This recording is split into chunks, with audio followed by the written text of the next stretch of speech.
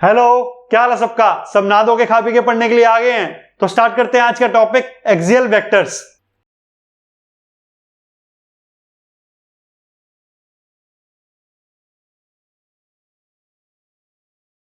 Axial vectors होते हैं theta, omega, alpha. तो एक्सियल वेक्टर्स बच्चों सर्कुलर मोशन के अंदर यूज होते हैं, तो हम सर्कुलर मोशन पढ़ के ही एक्सियल वेक्टर्स को पढ़ते हैं। एक सर्कुलर मोशन ले लेते हैं। एक बॉडी सर्कुलर मोशन में है, सर्कुलर मोशन का सेंटर है ये वाला पॉइंट, इसको हम ओरिजिन ले लेते हैं। मतलब पॉइंट ऑफ रेफरेंस ये हो गया। हम सारी जो भी पोजीशंस और जो भी मेजरमेंट करेंगे इस पॉइंट को रेफरेंस रखते हुए करेंगे। सपोज बॉडी की इनिशियल पोजीशन है ये वाली,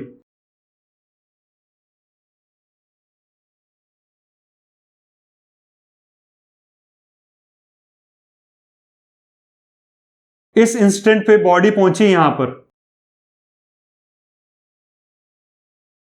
तो बच्चों ये वाला कुछ एंगल सबटेंड किया होगा सेंटर पे। जब बॉडी यहां से चल के यहां पर आई है, सर्कुलर मोशन के अंदर है, वैसे तो घूम रही है, लेकिन किसी इंस्टेंट पे हमने ये वाला पॉइंट देखा। इस पॉइंट पे जब बॉडी पहुंची तो कुछ ना कुछ एंगल सबटेंड किया होगा उसने सेंटर पे। ये वाला जो एंगल होगा वो होगा θ1। मैं यहां लिख देता हूं, ये वाला जो एंगल है वो यहां पर लिख दिया मैंने θ1। अब बॉडी यहां से उठ के फिर सर्कुलर मोशन के अंदर है, तो एक और पोजीशन पे पहुंची कोई और इंस्टेंट पे, वो है ये वाला पॉइंट, हम ले लेते हैं। तो ये आ गया θ2। मतलब बॉडी यहां से लेके यहां तक जब गई सर्कुलर मोशन के अंदर, तो उसने कितना एंगल सबटेंड किया सेंटर पे, θ2। मतलब ये वाला पूरा जो एंगल है वो θ2 है। क्लियर? तो मैंने यहां पर लिख दिया। अब बच्चों जो ये वाली आर्क लेंथ थी, इतना डिस्टेंस इसने कवर किया ना, जब बॉडी इनिशियल पोजीशन से इस पोजीशन पे आई, फर्स्ट पोजीशन कह देते हैं इसको, हम इसको सेकंड पोजीशन कह देते हैं। तो फर्स्ट पोजीशन पे आई जब इनिशियल पोजीशन से, तो जो डिस्टेंस कवर किया वो है x। अब फर्स्ट पोजीशन से जब सेकंड पोजीशन पे गई तो डिस्टेंस कवर किया, मतलब जो आर्क लेंथ है वो आ गई हमारी Δx। ये कवर किया इसने Δt टाइम में। क्लियर? अब बच्चों ये जो एंगल है फर्स्ट पोजीशन से सेकंड पोजीशन के बीच में, वो आ गया Δθ। अब Δθ क्या होगा? θ2 माइनस θ1। भाई ये पूरा का पूरा एंगल θ2 था और इतना एंगल है θ1, तो ये Δθ क्या हो गया? θ2 माइनस θ1। अब ये जो आर्क लेंथ है, ठीक है, वो हमने Δx ले ली। ये वाला जो वेक्टर होगा ये पोजीशन वेक्टर होगा इस पोजीशन के लिए, और ये वाला पोजीशन वेक्टर होगा सेकंड पोजीशन के लिए। तो पोजीशन वेक्टर को हम आर वेक्टर लिखते थे, है ना। अब ये जो पॉइंट है और ये वाला जो पॉइंट है, इसके बीच में डिस्प्लेसमेंट वेक्टर भी होगा, ऐसे स्ट्रेट लाइन, जिसको हम डेल्टा आर कहते हैं। जैसे बच्चों हम पढ़ रहे थे ना पिछली वीडियो के अंदर कि ये सर्कुलर मोशन के अंदर कोई बॉडी है, तो ये वाला पोजीशन और इस वाले पोजीशन के अंदर आर्क लेंथ तो ये वाली हो गई। दो पोजीशन वेक्टर मैंने सेंटर तक के बना दिए, तो ये जो हो गया हमारा वो डेल्टा आर हो गया, है ना। यही पढ़ते थे ना हम। ये आर हो गया हमारा पोजीशन वेक्टर इस पॉइंट के लिए, ये आर हो गया हमारा पोजीशन वेक्टर इस पॉइंट के लिए, R1 और R2 हो गया, और जो हमारा डिस्प्लेसमेंट वेक्टर हो गया वो हो गया डेल्टा आर, ये वाला, है ना। क्लियर? ऐसे ही तो होता था। तो डेल्टा आर हमने यहां पर बना दिया, वो आगे हम यूज करेंगे। अब हम देखते हैं कि एक्सियल वेक्टर्स होते क्या हैं। पहले तो पोजीशन वेक्टर था आर, ये एक्सियल वेक्टर नहीं है, ये तो पोलर वेक्टर है। अच्छा, थीटा क्या होगा बच्चों इसमें? थीटा तो एंगल होता ही है, लेकिन थीटा को हम क्या बोलेंगे? थीटा को हम बोलेंगे एंगुलर पोजीशन। ऐसा क्यों? क्योंकि बच्चों देखो, इनिशियल पोजीशन से जब बॉडी फर्स्ट पोजीशन पे आई तो कुछ थीटा सबटेंड किया उसने, मतलब कुछ एंगल सबटेंड किया सेंटर के ऊपर, है ना, ये वाला एंगल। तो इस पॉइंट पे इसकी एक लीनियर पोजीशन होगी जो इस पोजीशन वेक्टर से आ रही है, इसकी एक एंगुलर पोजीशन है क्योंकि इनिशियल पोजीशन से फाइनल पोजीशन पे जब वो आया है, मतलब किसी एक पर्टिकुलर इंस्टेंट पे किसी पोजीशन पे आया है, तो उसने जो एंगल सबटेंड किया है उसके लिए हम इसको एंगुलर पोजीशन दे देंगे। एक θ1 इस पॉइंट की एंगुलर पोजीशन हो गई, ठीक है। तो एंगुलर पोजीशन हमें एंगल से मिल जाती है कि कितना एंगल उसने ट्रेवल कर लिया। अब इस पोजीशन पे एंगुलर पोजीशन कितनी है, θ2, ठीक है। अब बच्चों जब फर्स्ट पोजीशन से सेकंड पोजीशन पे आया तो बीच में एंगल कितना आ गया, Δθ। तो Δθ क्या होगा बच्चों, यहां पर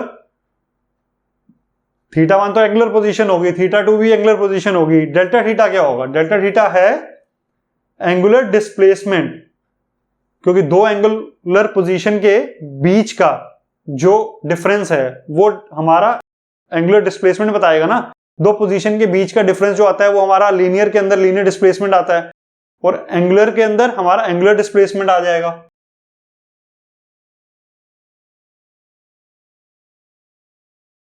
बच्चों ये जो थीटा है जिससे हम एंगल मेजर करते हैं, है ना, ये एंगल बताता है हमें। इस थीटा के यूनिट क्या क्या होते हैं, एक तो हो गया डिग्री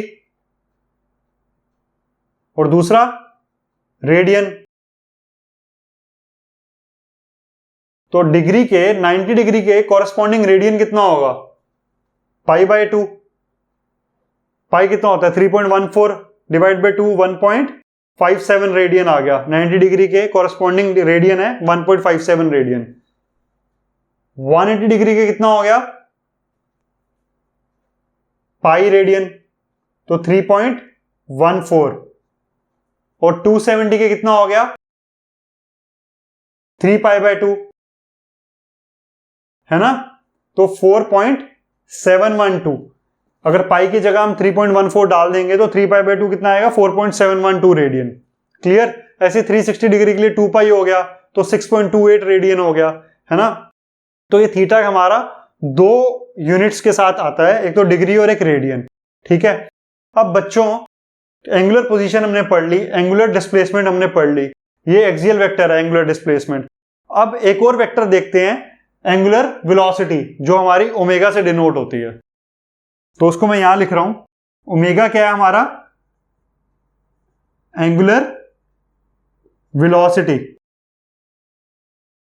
इसका यूनिट है बच्चों रेडियन पर सेकेंड, इसको हम बोलते हैं ओमेगा। अब रेडियन पर सेकेंड का क्या मतलब हुआ, इसका कॉन्सेप्ट क्या हुआ कि भाई अगर ये ओमेगा एंगुलर वेलोसिटी से सर्कुलर मोशन में है कोई बॉडी, तो कितने रेडियन कितने सेकंड्स के अंदर वो कवर कर लेगी, मतलब कितना एंगल कितने सेकंड्स में कवर कर लेगी, उससे हमें स्पीड मिल जाती है, वेलोसिटी मिल जाती है ना। तो वो एंगुलर वेलोसिटी हमारी आ गई कि कितने रेडियंस कितने सेकंड में उसने कवर कर लिया। ऐसे ही तो होता है, मीटर पर सेकंड होता है ना लीनियर वेलोसिटी, कितने मीटर को कितने टाइम के अंदर कवर कर लिया, कितनी जल्दी जल्दी ज्यादा मीटर्स कवर कर लिया अगर तो बहुत ज्यादा वेलोसिटी होगी एक सेकंड में, तो ज्यादा रेडियन कवर कर ली एक सेकंड में तो बहुत ज्यादा एंगुलर वेलोसिटी होगी। तो एंगुलर वेलोसिटी हमारी आ गई ओमेगा, जो बताती है कि कितना थीटा, मतलब कितना एंगल उसने कवर कर लिया कितने टाइम में।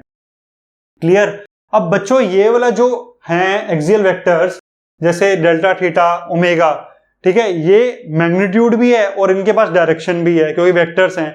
तो डायरेक्शन कहां होगी इनकी डायरेक्शन, जो एक्सियल वेक्टर्स की डायरेक्शन होती है ना, वो होती है हमारी एक्सिस के अलोंग, जिस एक्सिस के अलोंग वो रोटेट कर रहे हैं जो भी बॉडी, ठीक है। जैसे हम किसी बॉडी की एंगुलर पोजीशन, एंगुलर डिस्प्लेसमेंट और एंगुलर वेलोसिटी और जो अल्फा होता है वो एंगुलर एक्सेलरेशन होता है, जो वो हम मेजर कर रहे हैं। तो बॉडी किसी एक्सिस के अलोंग रोटेट कर रही होगी ना, तो वो एक्सिस के अलोंग इनकी एक्सियल वेक्टर्स की डायरेक्शन होती है। और वो हमें पता कैसे लगता है, राइट हैंड थंब रूल से। चलो बच्चों देखते हैं, ये मैं रब कर रहा हूं यहां पर।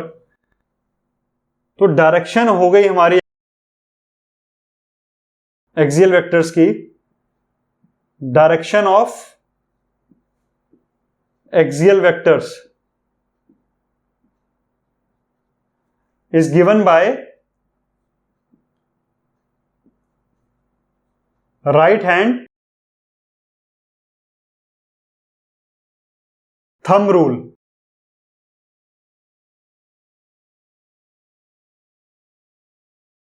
कैसे बच्चों, ये राइट हैंड है मेरा, ठीक है। अब मैं ये देखता हूं कि ये जो बॉडी है वो किस एक्सिस के अलोंग सर्कुलर मोशन में है। यहां से घूम के ऐसे आ रही है, फिर यहां से घूम के वापस ऐसे आ रही है, ठीक है। तो वो ऐसे रोटेट कर रही है। एक्सिस क्या है इसका, ऐसा होगा ना एक्सिस, स्ट्रेट लाइन जो बोर्ड के अंदर जा रही है, ठीक है। अब इस एक्सिस के अलोंग इस एक्सियल वेक्टर्स की डायरेक्शन होगी, डिस्प्लेसमेंट की भी और एंगुलर वेलोसिटी की भी। तो हम ऐसे लिखते हैं, जैसे ये बॉडी है, या इस पोजीशन से इस पोजीशन पे आई, इस पोजीशन से इस पोजीशन पे आई, या इस पोजीशन से इस पोजीशन पे आई, तो वो ऐसे रोटेट कर रही है ना। तो ऐसे रोटेट करते हुए एक्सिस ये है, तो हमारा जो फिंगर है वो ऐसे ही कर्ल हो जाएंगी, और जो हमारा थंब पॉइंट करेगा जिस डायरेक्शन में, वो ही हमारी एक्सियल वेक्टर की डायरेक्शन होगी along the axis of circular motion.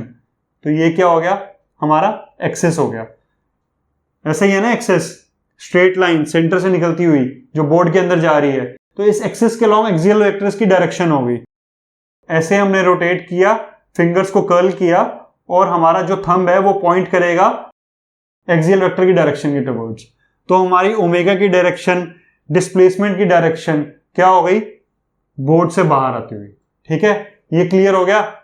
अब बच्चों अगर ऐसे रोटेट करता इस डायरेक्शन में, तो क्या होता, ये हमारी एक्सिस है, ठीक है, इसके अलोंग हमारा सर्कुलर मोशन हो रहा है इस एक्सिस के अलोंग। तो क्या हो गया, ये फिंगर्स को मैंने ऐसे कर्ल किया और बोर्ड के अंदर जा रहा है हमारा एक्सियल वेक्टर की डायरेक्शन। तो डायरेक्शन का समझ में आ गया कि एक्सियल वेक्टर्स की डायरेक्शन कैसे लेते हैं हम। अब हमें ओमेगा पता लग गया कि रेडियन पर सेकंड होता है, और थीटा का पता लग गया कि दो हमारे पास यूनिट्स हैं, एक तो रेडियन और एक दूसरा डिग्री। अब बच्चों ये बताओ कि जो थीटा है उसकी डायमेंशंस क्या होंगी, एंगल की डायमेंशंस क्या होंगी। बच्चों ये क्वांटिटी एक ऐसी क्वांटिटी है जो डायमेंशनलेस है। Theta is dimensionless. Dimensionless quantity, जो एंगल होता है हमारा, वो थीटा की जगह एंगल लिख लेना। Angle is dimensionless quantity with units. Units तो है ही है इसके, रेडियन और डिग्री, बट डायमेंशनलेस क्वांटिटी है, मतलब m0, l0, t0। क्लियर। बहुत अनोखा एग्जांपल है। एंगल जो होता है हमारा डायमेंशनलेस क्वांटिटी होता है विद यूनिट। क्लियरली समझ में आ गया। चलो बच्चों, अब इसका फॉर्मूला देखते हैं एंगुलर वेलोसिटी का। एंगुलर वेलोसिटी का फॉर्मूला क्या होगा, जैसे हमारा लीनियर वेलोसिटी का फॉर्मूला क्या होता था, डिस्प्लेसमेंट अपॉन टाइम। तो एंगुलर वेलोसिटी का क्या होगा, एंगुलर डिस्प्लेसमेंट अपॉन टाइम। तो ओमेगा एवरेज, मतलब एवरेज एंगुलर वेलोसिटी, एवरेज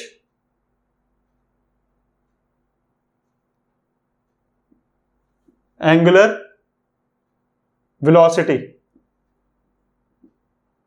ये किसके इक्वल आ गया, डिस्प्लेसमेंट कितनी हुई थी, डेल्टा थीटा, टाइम कितना लगा था, डेल्टा टी टाइम, ठीक है।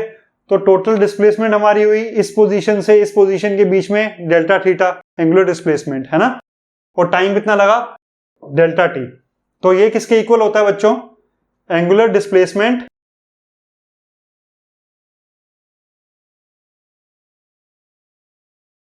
Upon time taken. अब बच्चों ये तो एवरेज होगी एंगुलर वेलोसिटी, ठीक है।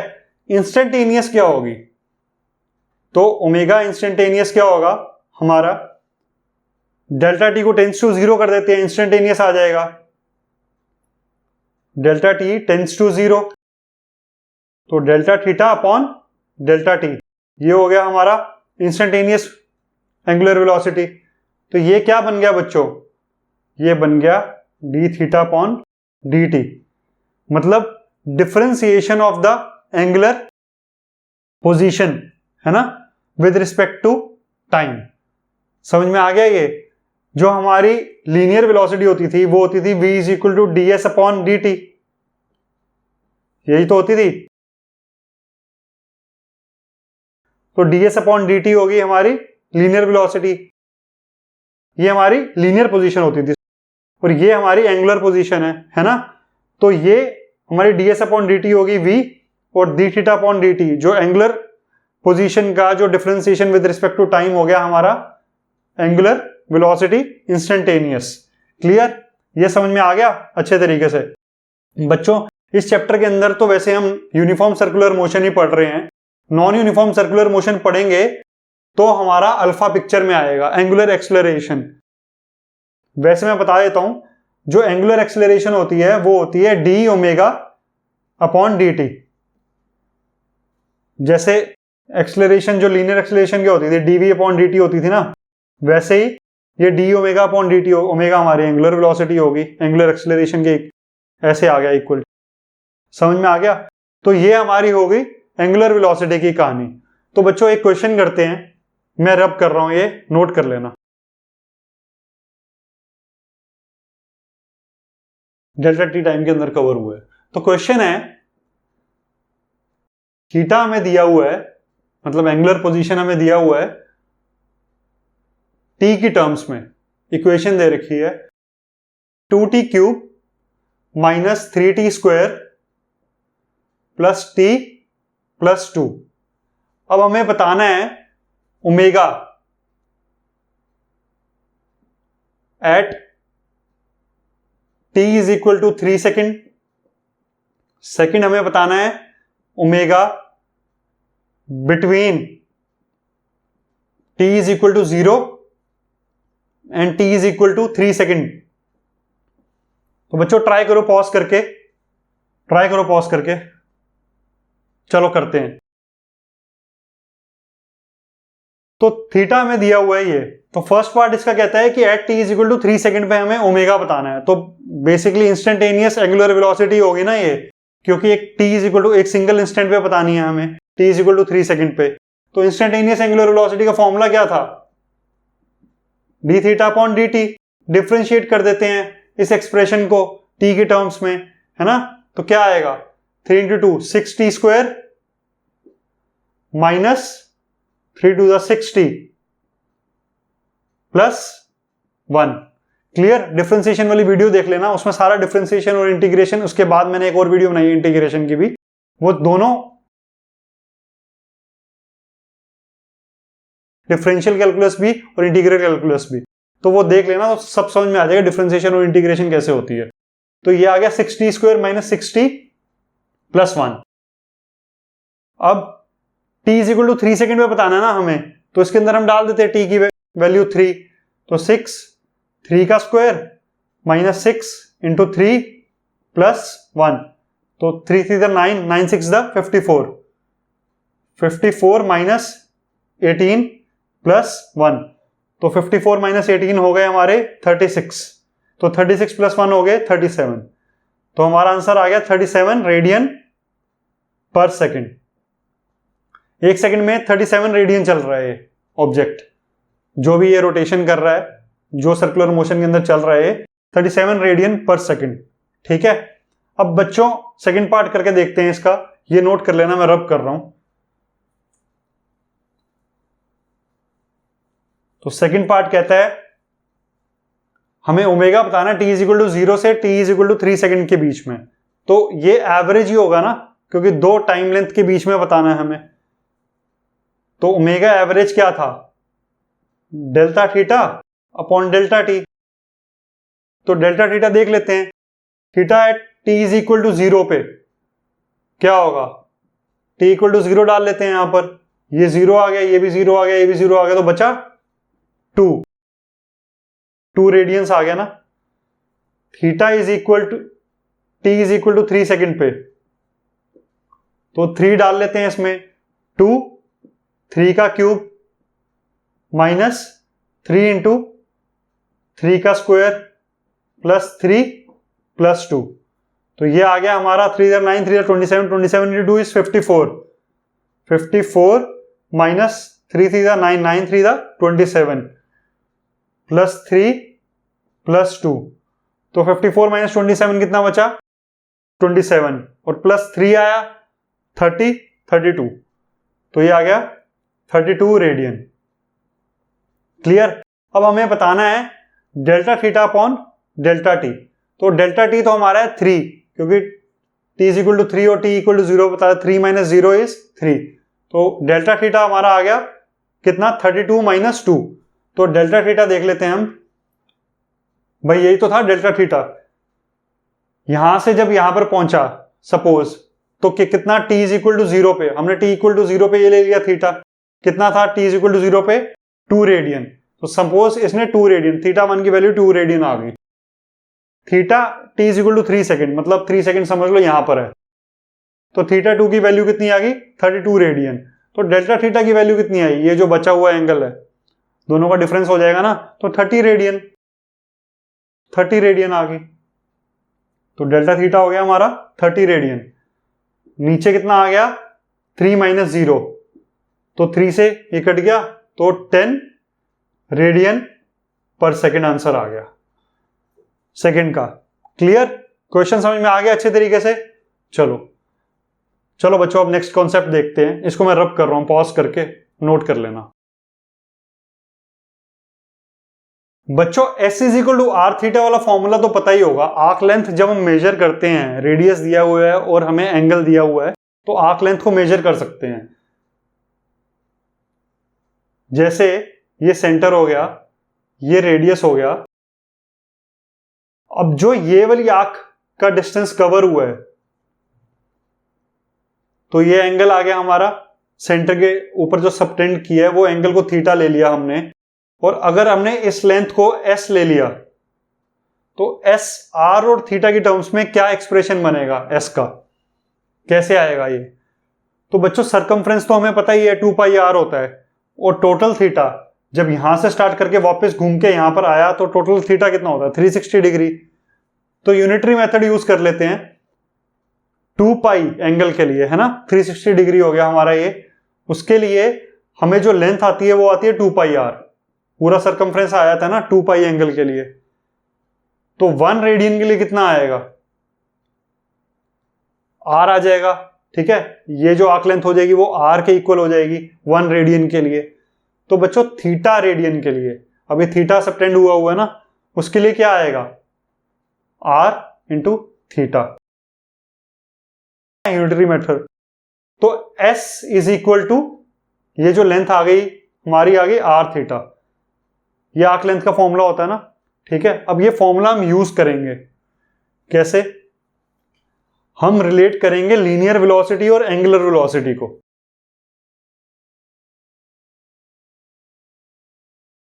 तो बच्चों ये आ गया हमारा आर्क लेंथ डेल्टा एक्स, जो कि इक्वल होगी आर डेल्टा थीटा के। क्यों, क्योंकि ये जो एंगल है डेल्टा थीटा है, और ये पोजीशन वेक्टर आर, इसकी लेंथ है जो वो आ रही है, रेडियस तो आ रही है ना, तो आर डेल्टा थीटा। क्लियर। अब बच्चों इसको मैं डिवाइड कर रहा हूं डेल्टा टी से। अगर मैं ये सारी चीजें बीच में नहीं लिखता कि मैं इसको डिवाइड कर रहा हूं डेल्टा टी से, तो आप अपनी कॉपी में लिख सकते हो dividing whole equation by delta T. Delta T is equal to R delta theta upon delta T. ये मैंने दोनों तरफ डेल्टा टी डिवाइड कर दिया है। अब बच्चों अगर मैं डेल्टा टी को टेंस टू 0 कर दूं, मतलब ये वाली पोजीशन और ये वाली पोजीशन बहुत पास है, मतलब इसको हमने मैग्नीफाइड वे के अंदर एक तरीके से बना दिया है, बहुत पास है इन द सेंस, इस पोजीशन से जब हमने डेल्टा टी टाइम का मोशन लिया था तो जस्ट यहां पर पहुंचा, उसको मैंने मैग्नीफाई करके ऐसा बना दिया, ये बहुत पास है क्लियरली। ठीक है, तो ये लिमिट आ गई delta T tends to 0, delta X upon delta T is equal to R. R तो कांस्टेंट रहेगा ना बच्चों, चाहे छोटा मोशन है चाहे बड़ा मोशन है ना, आर तो कांस्टेंट ही रहेगा, तो आर बाहर आ गया। Delta T tends to 0, delta T से को टेंस टू 0 करेंगे तो आर को कोई फर्क नहीं पड़ेगा, delta theta upon delta T. तो बच्चों ये बन गया हमारा dx अपॉन dt, बहुत छोटा हो गया, मतलब बहुत छोटा हो गया, मतलब समझ लो इस पोजीशन से इस पोजीशन पे आया है, तो ये हमारा डेल्टा एक्स हो गया, ठीक है ना। तो ये बहुत छोटा है, ये भी मैग्नीफाइड है, इससे भी छोटा, तो delta X upon delta T बन गया D x upon D T. अगर डेल्टा टी टेंड्स टू 0 ले लें, टाइम बहुत छोटा कर दिया हमने, तो ये आ गया R D theta upon D T. बच्चों एक चीज और होती है, हम फिजिक्स में अप्रोक्सीमेशंस लेते हैं, जब हमने assumptions, approximations, ये सारी चीजें लेते हैं, जब हमने डेल्टा टी को टेंड्स टू 0 किया, तो बच्चों जो डेल्टा एक्स होगा, अभी तो बड़े के अंदर क्या लग रहा होगा, जब बड़ा लेंथ होगी तो हमें लग रहा होगा कि ये तो बहुत कर्व्ड है ना, ये कर्व्ड है ऐसे क्लियरली। जब ये बहुत छोटा हो जाएगा, सपोज इतना हो गया बहुत छोटा, तो ये स्ट्रेट लाइन के बराबर एक तरीके से स्ट्रेट लाइन बन जाएगी यहां पर, क्योंकि बहुत छोटा है, ये स्ट्रेट लाइन जैसा आ जाएगा। ये बहुत मैग्नीफाइड दिखा रहा हूं मैं, जिसको अगर बहुत छोटा कर देंगे तो ये स्ट्रेट लाइन जैसा आ जाएगा। जब इसको हम छोटा करेंगे तो ये वाला जो कर्व है और छोटा कर देंगे तो ये स्ट्रेट लाइन जैसा हो जाएगा, है ना। तो बच्चों जो हमारा ये डेल्टा आर हमने बनाया था, ये वाली लाइन डेल्टा आर बनाया था ना हमने, जो डिस्प्लेसमेंट वेक्टर था, लीनियर डिस्प्लेसमेंट वेक्टर, ये वाला और ये वाला कर्व एक तरीके से सेम हो जाएगा। जब हम डेल्टा टी टेंड्स टू 0 करेंगे, बहुत छोटा हो जाएगा, ये स्ट्रेट लाइन के बराबर हो जाएगा, है ना। तो हमारा जो dx अपॉन dt होगा वो किसके इक्वल हो जाएगा, dr अपॉन dt। जो डिस्प्लेसमेंट वेक्टर था वो डेल्टा आर था, तो delta R upon delta T को हम जब डेल्टा टी टेंड्स टू 0 लिखेंगे तो dr अपॉन dt कर देंगे, है ना, तो वो उसके बराबर हो जाएगा। तो डिस्प्लेसमेंट की जो डिफरेंशिएशन, मतलब पोजीशन वेक्टर की जो डिफरेंशिएशन हम करते हैं, तो हमारा क्या निकलता है, वेलोसिटी वेक्टर निकलता है ना, तो वो हम निकालने की कोशिश कर रहे हैं। तो dx अपॉन dt हमारा हो गया dr अपॉन dt। डिस्प्लेसमेंट और डिस्टेंस के बीच में कोई फर्क नहीं रह जाएगा जब हम बहुत छोटा कर देंगे मोशन, है ना, डेल्टा टी टेंड्स टू 0 कर दिया, तो dr अपॉन dt आ गया ये, तो ये आ गया r d theta upon dt। और dr अपॉन dt हमारा क्या होता है बच्चों, वेलोसिटी होता है ना, वेलोसिटी, इंस्टेंटेनियस वेलोसिटी, तो r ओमेगा होता है ना d थीटा अपॉन dt। अभी थोड़ी देर पहले हमने पढ़ा था इंस्टेंटेनियस एंगुलर वेलोसिटी, तो v क्या आ गया हमारे r ओमेगा के इक्वल। तो ये आ गया हमारा relation between linear velocity and angular velocity, ठीक है, ये लिख लेना, relation between linear velocity and angular velocity. Clear, v is equal to r omega आ गया। अब बच्चों ये जो रिलेशन आया है ये हमने सिर्फ मैग्नीट्यूड्स के अंदर देखा है, अभी हम डायरेक्शन की बात नहीं करी, कहीं भी मैंने वेक्टर नहीं बनाया ऊपर, डायरेक्शन की बात नहीं करी, सिर्फ मैग्नीट्यूड्स की बात करी है। तो v is equal to r omega आ गया। अब बच्चों इस रिलेशन को ध्यान से देखो, ये इंस्टेंटेनियस वेलोसिटी होगी, ये भी एक वेक्टर क्वांटिटी होती है वैसे वेलोसिटी, ये r है हमारा, ठीक है, ये भी पोजीशन वेक्टर होता है जिसकी लेंथ रेडियस के बराबर होती है सर्कुलर मोशन के अंदर, और ये हमारा एक्सियल वेक्टर है जो एंगुलर वेलोसिटी है, ठीक है, ये तीनों वेक्टर हैं। अब बच्चों दो वेक्टर्स को अगर जब मैं मल्टीप्लाई करूंगा और जो आंसर आया उससे वो भी वेक्टर आया, तो किस केस में होता है, डॉट प्रोडक्ट या क्रॉस प्रोडक्ट के अंदर, क्रॉस प्रोडक्ट में होता है। तो बच्चों इन दोनों के बीच में डॉट प्रोडक्ट तो पॉसिबल ही नहीं है, तो v इज इक्वल टू, अगर ये वेक्टर के अंदर फॉर्म में लिखे हम r डॉट ओमेगा, तो ये तो नहीं है सही, ये गलत है, तो हम क्रॉस प्रोडक्ट के अंदर लिखेंगे, क्योंकि क्रॉस प्रोडक्ट वेक्टर और वेक्टर के बीच में क्रॉस प्रोडक्ट होगा तभी तो वेक्टर आएगा बाहर। तो v होता है ओमेगा क्रॉस r। क्लियर। अब बच्चों देखो ओमेगा की डायरेक्शन कहां थी, इस डायग्राम के अंदर देखो ओमेगा की डायरेक्शन कहां थी, एक्सिस के अलोंग, और एक्सिस इसमें क्या था, ये वाला, ओमेगा की डायरेक्शन किस तरफ थी, बोर्ड से बाहर आते हुए। अब राइट हैंड वाला रूल लेते हैं इसके अंदर, क्रॉस प्रोडक्ट के अंदर लगता है ना v की डायरेक्शन लेने के लिए, तो हम राइट हैंड वाला रूल लेते हैं।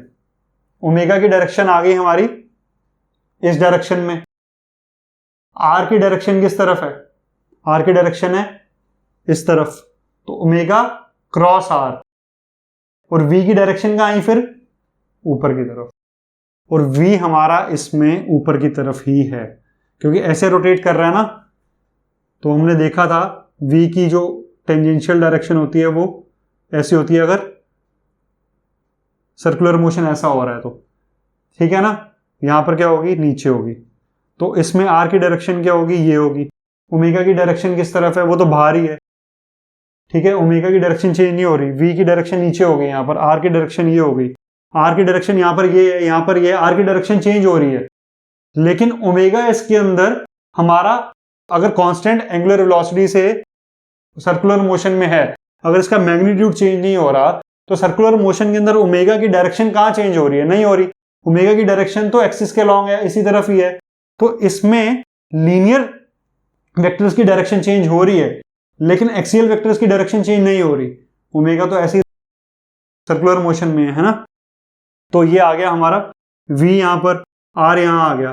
तो दोबारा देख लेते हैं वही हमारा क्रॉस प्रोडक्ट वाला लगा के, ये हो गया हमारा ओमेगा बाहर की तरफ। अब मैं क्या करता हूं, अब ओमेगा को ऐसे रखता हूं, r किस तरफ है, इस तरफ, तो r इस तरफ हो गया और v नीचे की तरफ आ गया। क्लियर। तो ओमेगा क्रॉस r होता है v। अब हम इसका मैग्नीट्यूड देखें तो बच्चों क्रॉस प्रोडक्ट के अंदर क्या आता था, साइन थीटा आता था ना, ए बी साइन थीटा होता था ना। तो मैग्नीट्यूड क्या आ गया हमारा, v is equal to omega r sine theta. Omega vector का मैग्नीट्यूड r वेक्टर का मैग्नीट्यूड, तो साइन थीटा आ गया। अब बच्चों एक बात बताओ, थीटा किसके बीच में एंगल था, ओमेगा और r के बीच में, और सर्कुलर मोशन में ओमेगा और r के बीच में एंगल तो 90 डिग्री है। ओमेगा यहां पर है इसके लॉन्ग बाहर की तरफ, और r क्या है हमारा पोजीशन वेक्टर, तो ओमेगा ये रहा और ये हमारा आ गया पोजीशन वेक्टर। तो 90 डिग्री है ना एंगल, तो साइन 90 डिग्री कितना होता है 1, तो v is equal to omega r आ गया ना। तो वही तो हमने निकाला था इससे सर्कुलर मोशन के अंदर।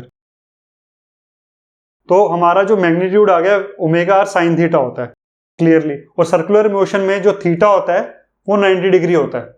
ये लिख लेना लाइन बच्चों, theta is equal to 90 degree in circular motion, theta is the angle between omega and r, और जो 90 डिग्री तो साइन थीटा हो गया हमारा 1, और v is equal to omega r आ गया मैग्नीट्यूड में। क्लियरली समझ में आ गया अच्छे तरीके से। अब बच्चों हमें क्वेश्चंस आएंगे एंगुलर वेलोसिटी के, एंगुलर वेलोसिटी को निकालने के लिए, तो हम v की कौन सी डायरेक्शन लेंगे, कौन सा कंपोनेंट लेंगे कि ओमेगा की वैल्यू आएगी। जब एंगुलर वेलोसिटी हमें निकालने के लिए जब आएगा क्वेश्चन, तो v हमें कुछ भी दिया हुआ है, तो हमें कौन सी डायरेक्शन का कंपोनेंट लेना है कि ओमेगा के फॉर्मूले के अंदर डाल सकें। अब बच्चों एक बात बताओ, जो रिजल्ट निकलता है क्रॉस प्रोडक्ट का वो भी तो परपेंडिकुलर होता है इन दोनों वेक्टर से, ठीक है। जिनका क्रॉस प्रोडक्ट हो रहा है उनसे परपेंडिकुलर होता है रिजल्ट, जो रिजल्ट निकला है वो भी, है ना। तो v जो है वो ओमेगा से भी परपेंडिकुलर होगा और r से भी परपेंडिकुलर होगा, है ना।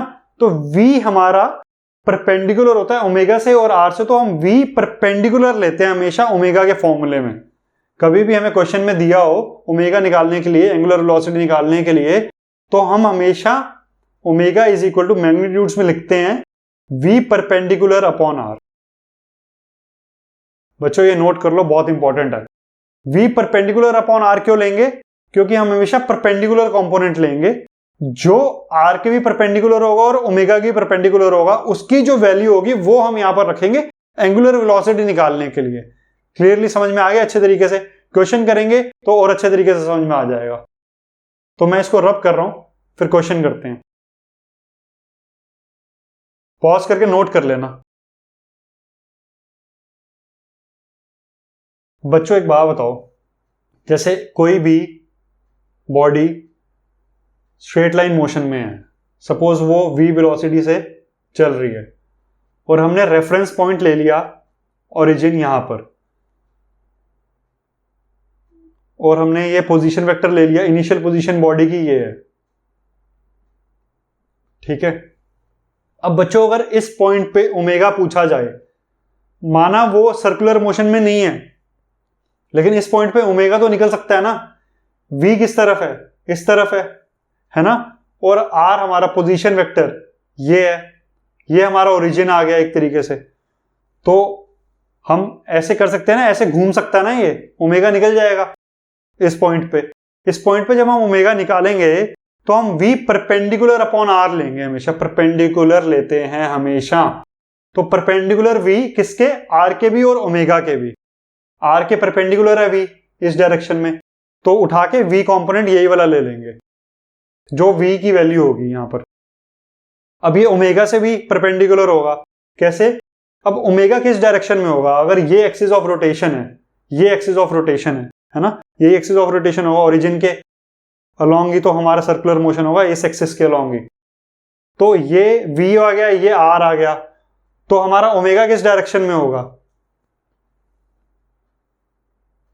बोर्ड के अंदर जा रहा है ना। देखो ये r है, ओमेगा हमारा बोर्ड के अंदर जा रहा है। अब हम ओमेगा क्रॉस r करके देखते हैं, v इस डायरेक्शन में आना चाहिए, बोर्ड के अंदर जा रहा है ओमेगा, और r किस तरफ है, ऊपर की तरफ, तो v इस तरफ आ गया ना, है ना। क्लियरली इसके अंदर भी तो राइट हैंड थंब रूल लगता है क्रॉस प्रोडक्ट के अंदर भी, तो ओमेगा क्रॉस r v आ गया।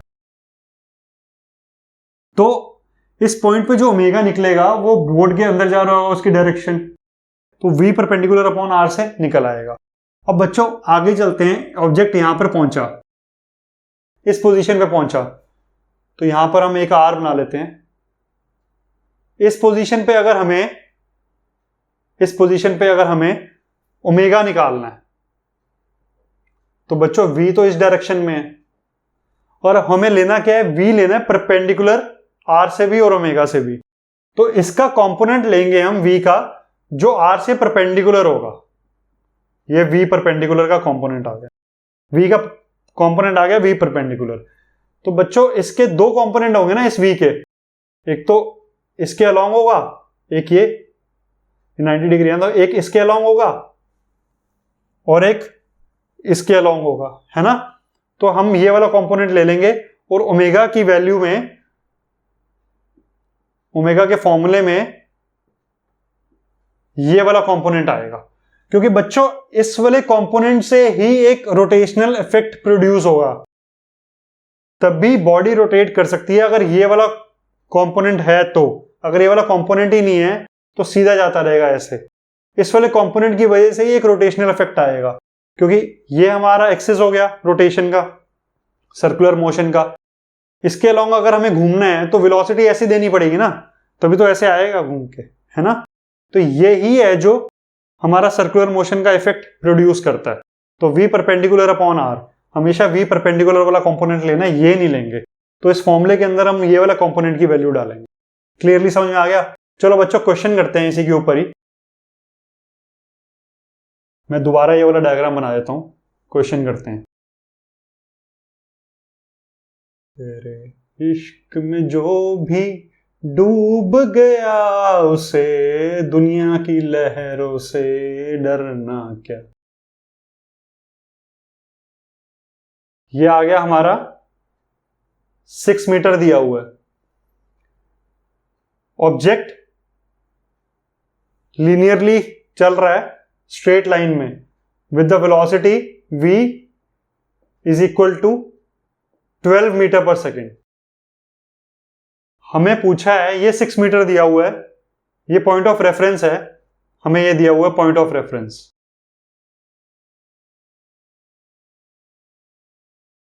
हमें पूछा है ओमेगा इस पॉइंट पे और इस पॉइंट पे, इन दोनों पॉइंट्स पे ओमेगा पूछा है, ठीक है।